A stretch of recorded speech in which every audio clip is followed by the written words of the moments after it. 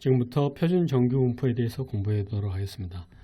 우리는 앞에서 그 정규분포에 대해서 공부를 했었죠.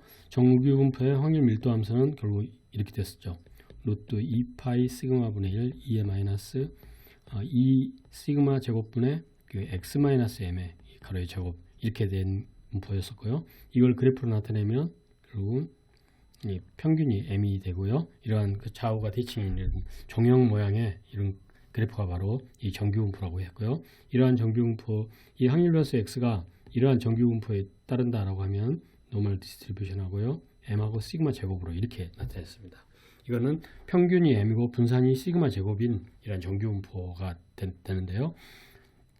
결국은 이러한 그 m하고 시그마가 이렇게 달라지면 어떻습니까? 이 정규분포 모양이 다 달라지겠죠? 이렇게 점점 펑퍼짐해진다든가 이런 이야기가 있고, 또 m이 달라지면 이렇게 평행이동 되는 부분에 대해서 공부를 했습니다. 그러면 우리가 예를 들어서 이게 어떤 하나의 그 몸무게에 대한 어떤 그 정규분포 곡선을 우리가 이렇게 안다 하면, 가령 예를 들어서 평균이 170이고요. 여기서 170에서 175까지 이 부분에 확률을 구한다라고 하면, 이러한 그 평균이 170이고 평균이 170이고 평균 편차가 5다라고 하는 이러한 그 정규분포 그 그래프가 나와져서 이거에 대한 이 확률을 구하려면 어떻게 되겠습니까? 인테그랄 AS B까지 결국 170에서 175까지 fx dx를 우리가 적분을 해주면 바로 이 부분에 대한 확률을 구할 수가 있겠죠. 그래서 키가 170에서 175 사이에 이 확률이 얼마인지를 우리가 알 수 있게 되겠습니다. 그러면 그런데 예를 들어서 우리 한국 사람의 이 정규분포는 이렇게 되지만, 미국 사람의 정규분포는 평균이 180이고요. 평균 편차가 10인 이러한 그 정규분포가 또 있을 수 있겠죠.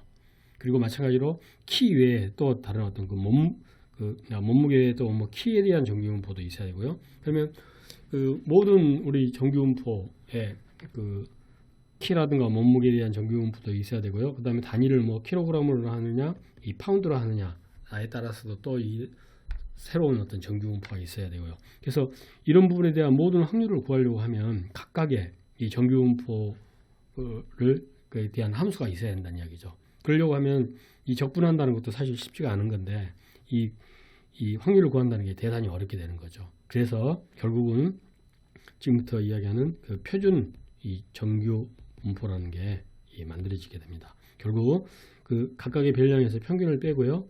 이게 평균 편차를 나눠준 이러한 그 확률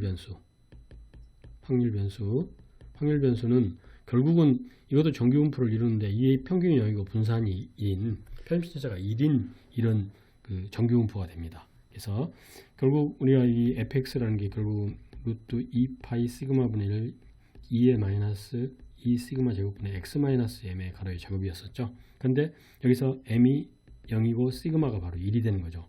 그래서 이 함수는 f 제수로 바뀌는데요. 이때는 어떻게 되겠습니까? 루트 2파이하고 시그마가 1이겠죠.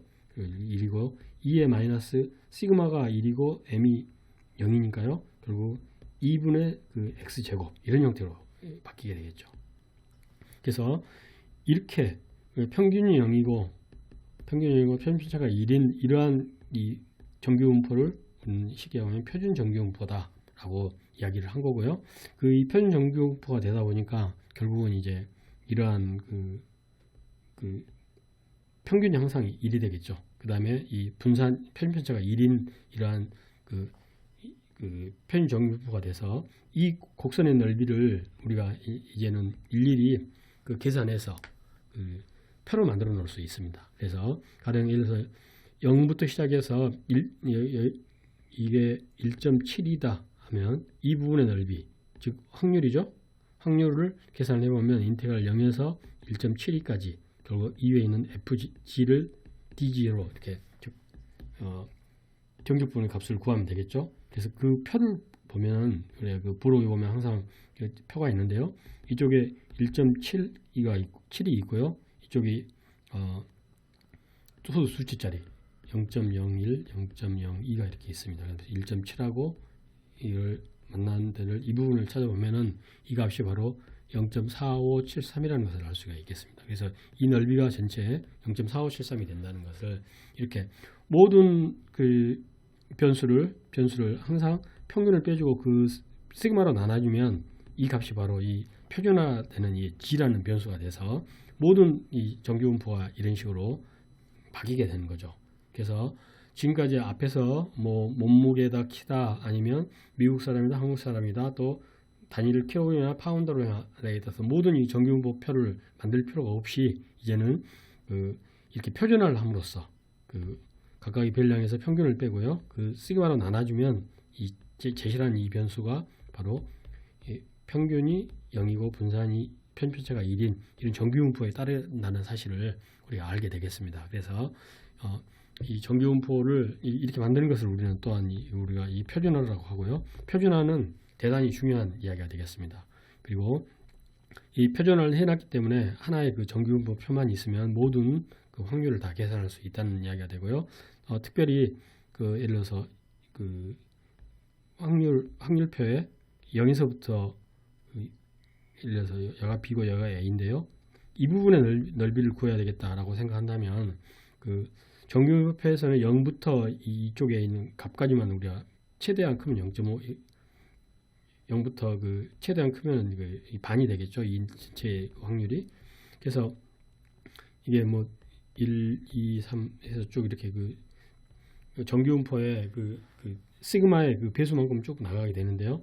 결국 이쪽 부분의 넓이를 구하려면 이게 마이너스 부분이지 않습니까? 그래서 이렇게 해주면 됩니다. 결국은 이 전체의 넓이를 구하려면 인테그랄 0에서 a까지 fg의 dg를 구하고요. 이 부분은 인테그랄 0에서 b까지를 다시 이렇게 제세를 해주면 d제세를 해주면 바로 이 부분의 넓이가 구해지겠죠. 물론 이 b는 여기서 뭐 마이너스 1.5라든가 이런 식이 되겠지만 결국은 이 플러스로 생각해서 이렇게 넓이를 구해주면 되겠습니다. 그래서 지금까지 우리가 그 정규분포에 표준화시키는 거에 대해서 표준 정규분포에 대해서 알아봤고요. 매우 중요한 이야기가 되겠습니다. 반드시 표준 정규분포를 잘 알아두시기 바랍니다. 평균이 0이고 분산이 1인 이 정규분포를 표준 정규분포로 한다. 그래서 평균과 분산을 이루면 확률 밀도 함수가 FZ이 이렇게 바뀌겠죠. 그래서 이제는 가운데가 이렇게 0이 되는 거고요. 이 부분의 넓이를 구하려 하면 우리가 정적분의 값을 이렇게 계산해 주는 겁니다. 그래서 이런 정적분의 값을 이 넓이를 계산해서 표로 만들어 놓은 게 우리가 표준 정규분포 표고요. 항상 뒷부분에 가서 찰 수가 있게 되어 있습니다. 표준화는 이렇게 신다고 했죠. 각각의 별량에서 평균을 빼고 분산으로 나누어지면 바로 이 변수를 표준화 변수 G라고 하고요. 이때 이 G의 평균은 바로 0이 됩니다. 왜냐면은 우리가 시그마는 기대값 2에서 시그마가 밖으로 나갈 수가 있겠죠. 그리고 각각의 기대값을 걸어주니까요. 이게 바로 m이 돼서 결국은 0이 되겠습니다. 그리고 이 G에 대한 분산은 어떻게 되겠습니까? 시그마가 나갈 때 제곱으로 나가는 거죠. 그래서 V 제곱으로 나가고 x-m이 되는데요. 각각을 시그마 제곱분의 1 하고요. vx 하고 마이너스 vm이 이렇게 있을 때 vm은 결국은 이게 0이 된다고 그랬었죠. vx만 시그마 제곱이 되겠죠. 약분해서 결국은 1이 된다는 사실을 알 수 있게 되겠고요. 이렇게 평균이 m이고 분산이 시그마 제곱인 이런 확률 변수 x를 이 x-m의 시그마로 나눠진 이 G값으로 바꾸는 것을 우리는 표준화라고 하겠고, 그렇게 되다 보면 평균이 1이고 분산이 시그마 1인 이런 함수가 되겠고요. 여기서까지 적분을 구하라고 한다면 우리는 이제 표준 정규분포에 의해서 이 시그마분의 a-m하고 시그마분의 b-m을 구해서 이렇게 구할 수 있다고 이렇게 이야기했습니다. 이 부분의 넓이를 우리가 표로 하나씩 만들어 놓은 게 바로 표준 정규분포다 하고 이야기를 한 겁니다. 표준 정규분포 대단히 중요한 과목이고요. 반드시 잘 알아두시기 바랍니다.